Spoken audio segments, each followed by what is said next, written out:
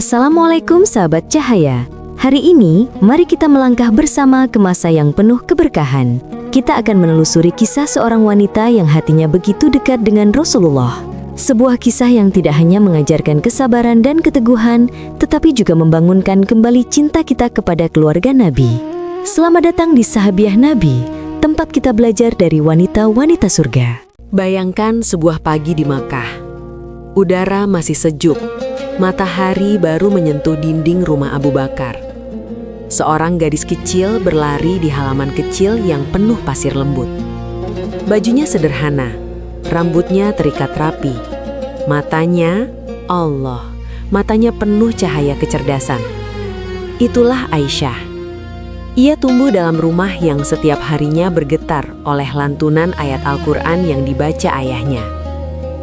Ayat-ayat itu seperti mengalir ke dalam dirinya. Ia duduk di samping pintu, dagunya di atas lutut kecilnya, mendengarkan setiap huruf dengan penuh takjub. Rumah itu kecil, tapi penuh kehangatan. Kadang Abu Bakar pulang dengan wajah lelah karena tekanan kaum Quraisy. Dan Aisyah kecil akan memegang ujung bajunya, melihat wajah sang ayah dengan mata yang penuh tanya. "Ayah, kenapa wajahmu sedih?" Namun setiap kali ayat Al-Quran turun, rumah itu berubah menjadi terang. Aisyah menyaksikan bagaimana ayahnya menangis karena kebenaran. Ia menyaksikan bagaimana nama Rasulullah disebut dengan cinta, dengan hormat, dengan keyakinan. Dari rumah itulah Allah menyiapkan seorang gadis untuk menjadi penjaga ilmu seorang nabi. Sejak usia sangat muda, Aisyah sudah menjadi saksi bisu perjalanan wahyu. Ia tidak tahu bahwa Allah sedang menyiapkan hidupnya untuk berjalan sangat dekat dengan cahaya kenabian. Kini bayangkan rumah Rasulullah. Kecil, sangat sederhana. Cahaya matahari hanya masuk lewat celah-celah atap pelepah kurma. Tapi bagi Aisyah, rumah itu terasa seperti pusat kehangatan dunia. Ketika ia memasuki rumah tersebut sebagai istri, ia bukan hanya memasuki kehidupan baru, ia memasuki kedalaman jiwa seorang nabi. Rasulullah sangat lembut padanya. Kadang Aisyah pura-pura marah, dan Rasulullah tersenyum, memalingkan wajah sedikit, lalu berkata, "Wahai Aisyah, aku tahu kapan engkau sedang marah padaku." Aisyah terkejut. "Bagaimana kau tahu?" Rasulullah menjawab, "Karena ketika engkau marah, engkau berkata demi Tuhan Ibrahim. Dan ketika engkau ridho, engkau berkata demi Tuhan Muhammad." Dalam adegan-adegan kecil itulah terasa bahwa Rasulullah benar-benar memahami hati seorang wanita. Beliau tidak pernah meremehkan perasaan Aisyah, tidak pernah menganggap cemburunya sebagai kelemahan, tidak pernah memadamkan kata-kata yang ingin ia ucapkan. Dari Aisyah, umat Islam belajar sisi manusiawi Nabi. Cara beliau tertawa, cara beliau bercanda, cara beliau makan, cara beliau tidur, cara beliau memperlakukan istri dengan penuh kehangatan dan adab. Ini bukan hanya pernikahan, ini adalah sekolah kasih sayang, tempat Aisyah menjadi murid paling dekat dengan Rasulullah.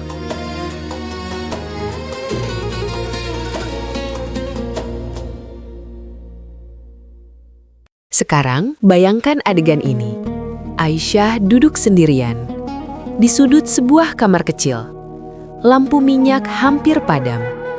Tubuhnya lemah, wajahnya pucat. Matanya sembab karena menangis terlalu lama. Sebuah fitnah keji mengguncang Madinah, dan namanya dibawa-bawa dalam keburukan yang tidak pernah ia lakukan. Ia merasa dunia runtuh. Ia merasa tidak layak bernafas.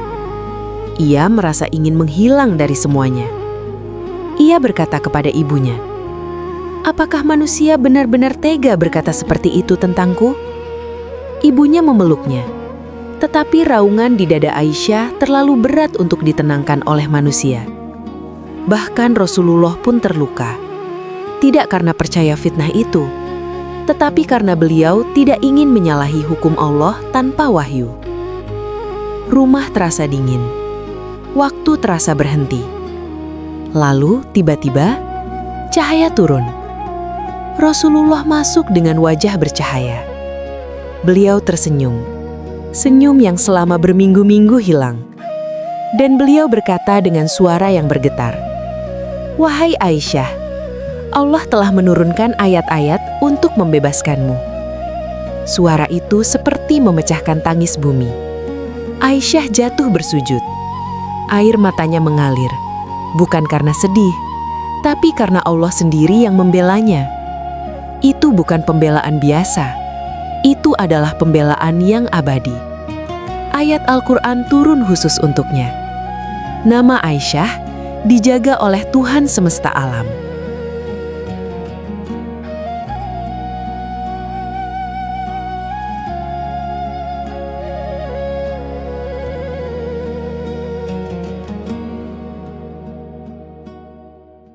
Jika kisah wanita mulia ini menyentuh hatimu, izinkan kami terus menyampaikannya.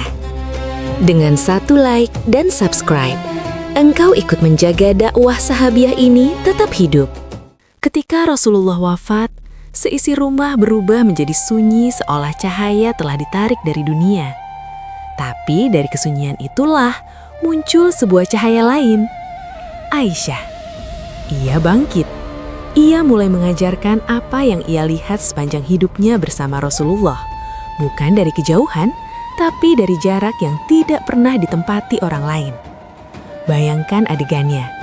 Aisyah duduk di rumahnya. Di depannya para sahabat duduk melingkar. Seperti murid-murid yang haus pengetahuan. Mata mereka tertuju kepada satu perempuan yang kata-katanya membawa aroma kenabian. Ketika Aisyah bercerita, seisi ruangan seperti kembali ke masa Rasulullah hidup. Ia menjelaskan dengan gerakan tangan, dengan nada suara yang lembut, dengan detail kecil yang hanya diketahui seorang istri.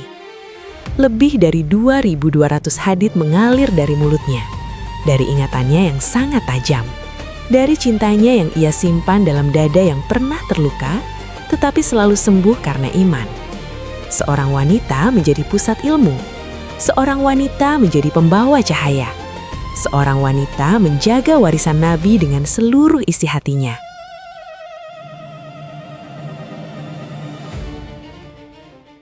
Aisyah wafat setelah menjalani hidup yang panjang.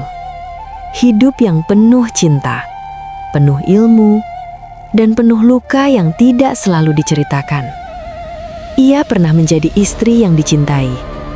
Ia pernah menjadi perempuan yang disalahpahami. Ia pernah menjadi pusat fitnah. Dan ia juga pernah menjadi rujukan umat. Semua peran itu tidak membuatnya kehilangan jati diri. Aisyah tidak dikenal karena suaranya yang keras. Ia dikenal karena kejernihan pikirannya. Ia tidak membalas luka dengan dendam. Ia membalasnya dengan pengabdian. Dan mungkin inilah pelajaran terpenting dari Aisyah, bahwa perempuan tidak harus membungkam akalnya untuk menjaga imannya. Banyak perempuan hari ini tumbuh dengan rasa bersalah, merasa terlalu banyak bertanya, merasa terlalu ingin tahu, merasa terlalu ingin didengar. Aisyah hadir sebagai jawaban sunyi, bahwa bertanya adalah jalan ilmu. Dan ilmu adalah jalan mendekat kepada Allah. Jika hari ini engkau merasa ingin menjadi perempuan beriman tanpa mematikan dirimu, ingin cerdas tanpa kehilangan kelembutan, ingin berkontribusi tanpa harus berteriak, ingatlah Aisyah. Ia mengajarkan bahwa iman tidak mengerdilkan perempuan. Ia justru membesarkannya. Dan mungkin alasan kisah ini sampai kepadamu hari ini bukan untuk membuatmu kagum, melainkan untuk membuatmu berani menjadi dirimu sendiri di hadapan Allah. Aisyah tidak hidup untuk dikenang. Ia hidup untuk menyampaikan. Kini giliran kita menjaga cahaya itu. Dengan belajar, dengan bertanya, dengan tetap lembut, meski dunia seringkali tidak ramah.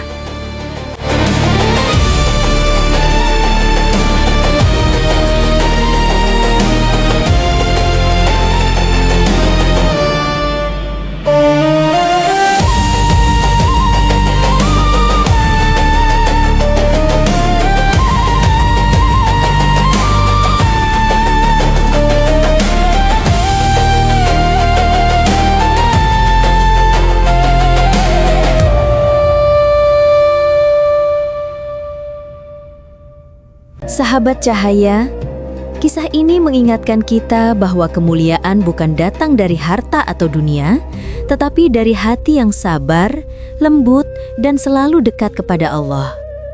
Semoga teladan para sahabiah menguatkan langkah kita, menerangi hari-hari kita, dan menumbuhkan cinta yang lebih dalam kepada Rasulullah Shallallahu Alaihi Wasallam. Terima kasih telah bersama di perjalanan ini. Sampai bertemu di kisah mulia berikutnya.